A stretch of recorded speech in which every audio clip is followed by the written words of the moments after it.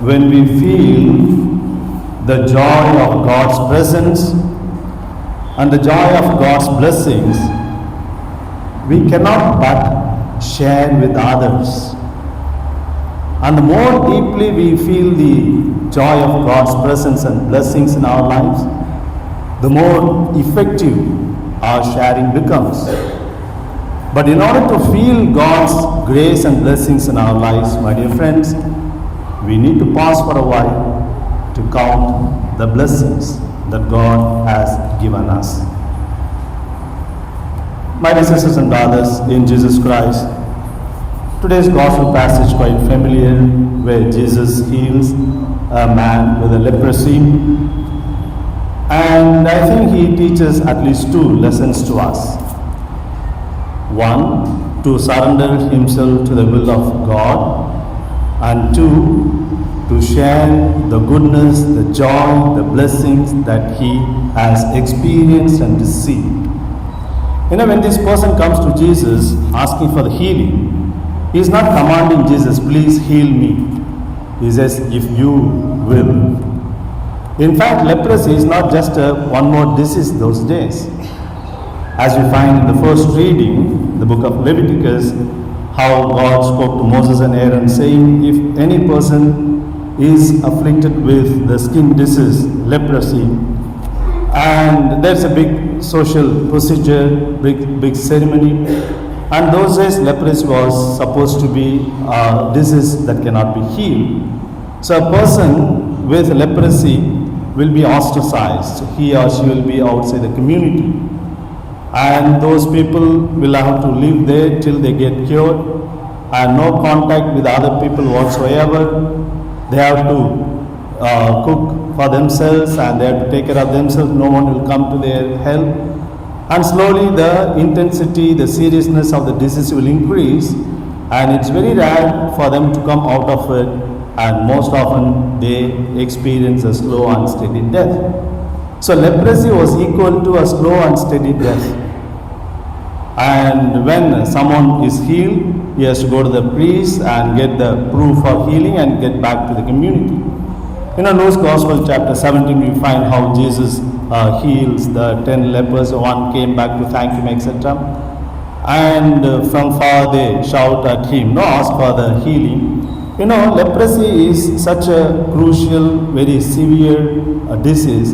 It is equal to death. So when someone wants to be healed from that, it's a restoration to life. It's not just healing of a fracture or some wound on my leg or cough and cold or fever. It is restoration of life.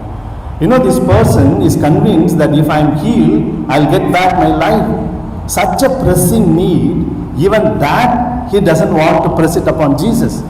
He says, if you will, heal me. That shows the depth of faith, the intensity of the faith. And that is the first lesson, how to surrender ourselves to the will of God. And the second lesson that we learn from him is how to share the joy, the good news, the blessings that we receive. Interestingly, Jesus tells him, don't tell anyone about this word to anyone. But this person goes and gloriously proclaims the good news of his healing and obvious disobedience. So we need not learn the disobedience from him, because we already disobey. Why to learn from him? So we need not learn the disobedience of this person to Jesus. On the other hand, in spite of Jesus' clear warning and instruction, don't tell anyone, he goes and proclaims the good news in such a way that Jesus is not able to move freely with the others. In that locality, he has to be in isolation. He has to be away from the crowds and so on. That's what we read. Why Jesus is telling him not to tell others? Perhaps you and I, if we were in the position of Jesus, would have told him, go and tell everyone that I have the healing power, I can work wonders, miracles, etc. Please go and proclaim. But here Jesus says, don't tell anyone. Why? Because I think Jesus, for one reason, he doesn't want cheap popularity and big advertisement for a good work. And secondly, he wants the people to have their real experience of spirituality, the real experience of God's presence and message. If this, that's why we find Jesus time and again, after giving the healing or performing the miracles, he tells them, don't tell anyone. If these people go and tell others that Jesus is performing a lot of miracles and wonder worker, people will look at Jesus only as a magician or as a wonder worker. They will not come to him to listen to the message, the life-giving message. They will not be coming to him to experience the presence of God within him. They will see only as a wonder worker. That Jesus doesn't want. Again, when these people go and tell others, it is like a ready-made spirituality. Oh, if you go to Jesus, things will be all right. It's a ready-made spirituality, and very often this ready-made spirituality will disappear, evaporate very easily. Sometimes we go for pilgrimage to holy places, shrines, the Holy Land, or some charismatic retreat. When we come, we feel we are filled with the grace and the presence, but a few days afterwards, it will disappear, it will evaporate, right? So the spirituality that we experience in our day-to-day lives, in our ups and downs, in the struggles, in the answers, in the questions, in the tears and joys, that kind of spirituality will be lasting longer, will accompany us. It's not just a spontaneous, great feeling of presence of God in our lives and that will disappear. So instead, we need to listen to God, we need to experience God's presence, and that seasoned spirituality will be with us. There's a difference between seasonal spirituality and seasoned spirituality. Seasonal spirituality can easily evaporate. When we get some good things, we feel that God is with us, God's presence with us. But once that season is over, that spirituality also will be over. On the other hand, seasoned spirituality will be with us, and Jesus expects his people to have that seasoned spirituality, not seasonal spirituality, which can come just at the end of a healing or a miracle, my dear friends. That is why he tells the people, the beneficiaries, not to tell others. Let the people come and listen to me, experience the presence of God in and through my words and actions.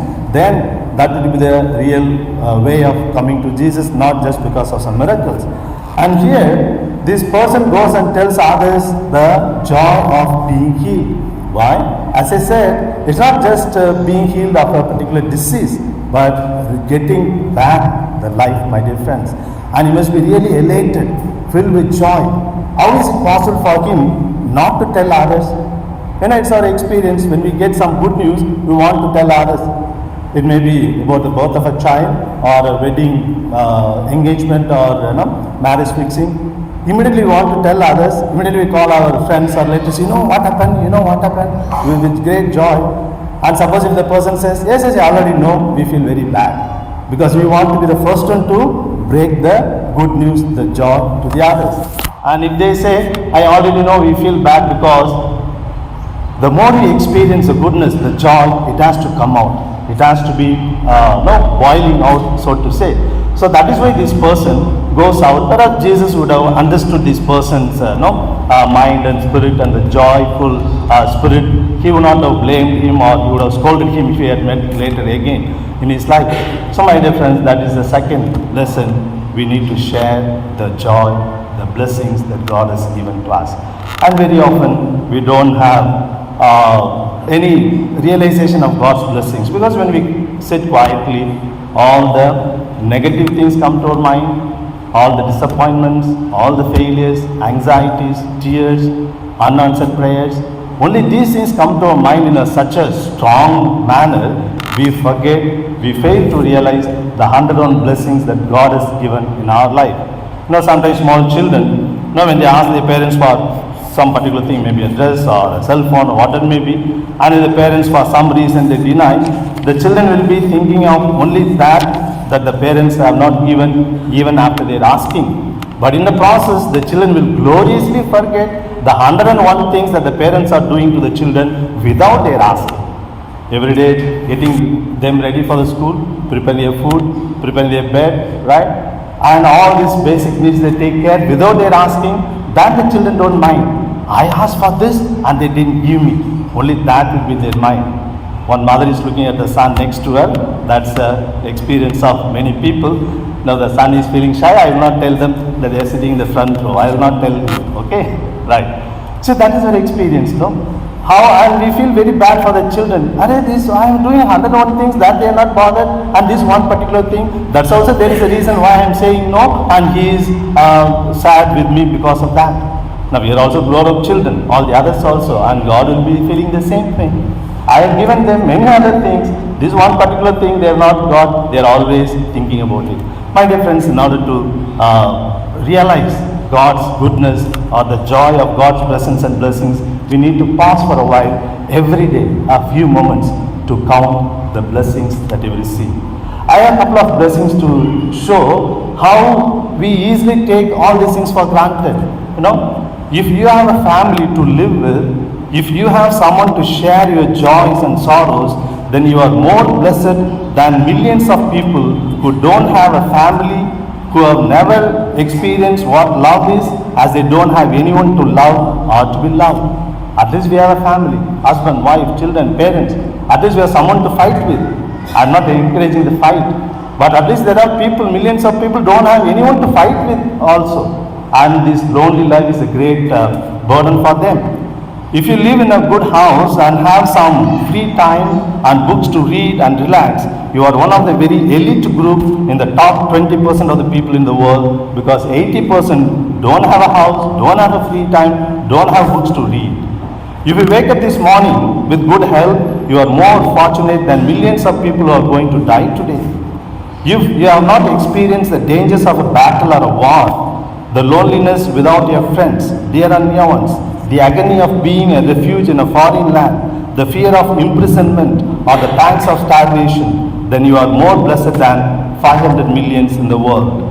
If you can attend this any religion related meeting or any form of worship without any fear of harassment or arrest or torture or death, as you freely come for the mass here today, you are more fortunate than 300 crores of people in the world who have the fear of expressing their faith.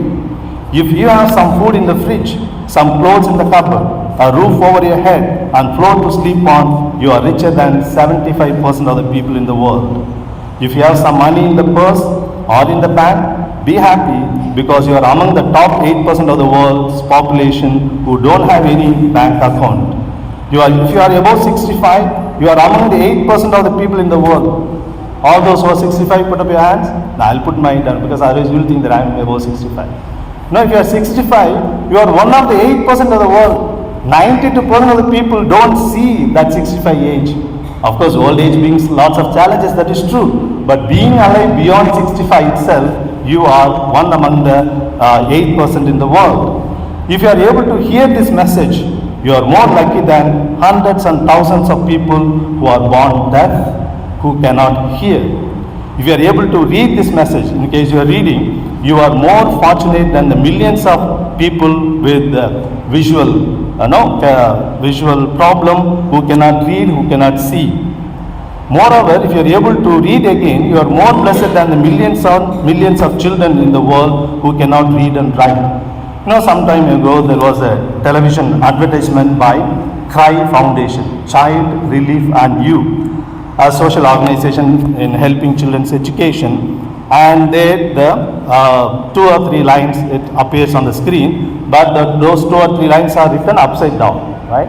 What it says: if you are not able to read these lines because it is written upside down, don't feel bad, because millions of children in the world don't even know that it is a language and it is written upside down. At least we know it is a language, it is written upside down, so don't be upset. By saying that, they are encouraging people to donate for their studies for the poor children. So my dear friends, when we pause for a while, 101 blessings will come to our mind, which we take very often for granted. A simple reason, many would have liked to come for a Sunday Mass. For some reasons or the other, they are not able to come due to health, due to other programs, or nobody is there to bring them to the church. That's why it is said, no? You always walk to the church.